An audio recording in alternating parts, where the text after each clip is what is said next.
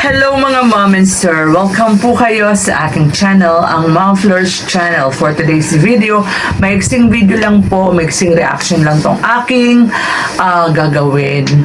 Tungkol po sa Rachel. Actually, ito po yung napansin ko doon sa continuation po ng trip ng Team Kalingap sa Legazpi Albay. Kasi di po ba tatlong love team plus one triangle po ang nandyan, ang Jomcar, ang Mikris at itong Rachel nga, plus yung love triangle ng Roro, June, Roy, Romeo and June. So dito po sa Rachel, although alam natin na maraming masaya, maraming natutuwa at gustong-gusto nila yung parang masayang bonding, kung bonding ang matatawag sa dyan sa Rachel. Ako naman po ay parang hindi nakakatuwa yung nangyari kay Angelica, 'di ba? Alam naman natin na nahulog si Angelica.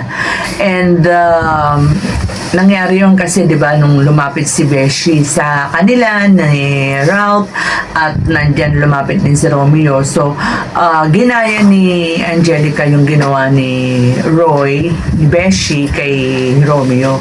So biglahan sumampa sa likod ni Ralph at na yun ang dahilan na ikinahulog niya.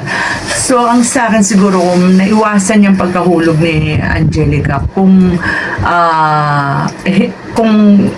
yung hawak, no, sana hinawakan ni Ralph si Angelica, di ba, habang nagbo-vlog, or kung nahihiya siyang alalayan sa likod si Angelica kahit dito habang hawak niya yung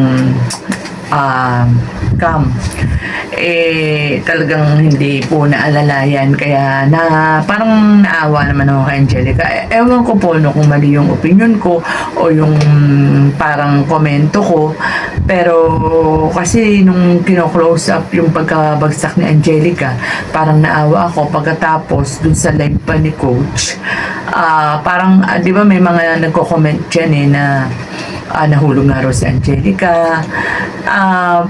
Hindi rin ako masyadong satisfied dun sa naging sagot ni Coach Ralph, dun sa mga nagkokomento, dun sa mga nagtatanong sa kalagayan ni Angelica, kasi ang sagot niya is nahulog nga si Beshi. Tumatawa-tawa pa siya. Kumbaga, in-expect kong sagot niya is parang makakita man lang ako ng parang concern sa pagkahulog ni Angelica. Ewan ko kung masyado lang ako OA o parang sensitive lang ako. Parang basta ganun, parang naging less ang feeling ko, parang naging less yung pagkikare ni Coach Ralph kay Angelica. Sabi ko nga sa inyo, opinion ko po ito. Maybe mali ako ng opinion o iba tayo ng opinion. So, malayo naman po kayo makakapag-komento dyan ng inyong opinion sa comment section. Though, hindi ko naman sinisisi si Coach sa pagkalaglag ni Angelica. Kaya lang, sana kung mas naalalayan si Angelica, baka hindi naman nangyari yung ganun. At saka isa pa na parang napansin ko dyan is yung bigla niyang ginanon si Angelica na nagulo yung buhok niya. Although para sa kanya, biro yun, pero parang hindi din kasi magandang tignan, parang ungentleman. Siguro kung si Angelica yung gagawa nun sa kanya, hindi po parang hindi masagwan tignan.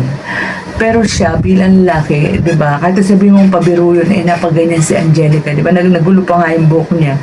And besides, kaya niya sinagot niya yung nagkakam. Hindi ko alam kung si Di ang nagkakam sa kanila that time or si Ryan. Siguro nag-react, kaya sumagot si Coach ng hindi kasi pawis kaya ginanyan ko. 'Di ba? Kasi kung pawis yun at may pag-aalala, dapat hindi pa ganoon, 'di ba? Dapat medyo gaganunin mo, 'di ba? Gentle, kumbaga. Or punasan mo ng pawis na pag ganyan, hindi pa ganyan. So, kita mo naman sa cam na parang napagano'n si Angelica. Hindi natin alam kung nagbibiro yan or maybe nagbibiro nga, but hindi nga magandang tignan para sa akin. So, yun lang naman po. siguro nga nagbibiro lang, pinapasaya nila yung mga fans, mga supporters nila. Pero para nga sa akin nga po, bilang lalaki si Coach Ralph, parang hindi po magandang tingnan. At saka nga po parang naaawa nga ako kay Angelica. So, yun lang po. Hindi ko alam kung mag-agree kayo sa akin. Maybe magkaiba-iba tayo ng opinion. Basta ako po ay pinapahayag ko lang yung akong obserbahan at ang aking reaksyon. So, with that mga kalingap, hanggang dito na lang po muna ang ating kwentuhan. Mag-iingat po tayong lahat and God bless. Gawin ang adikaing pinapangarap.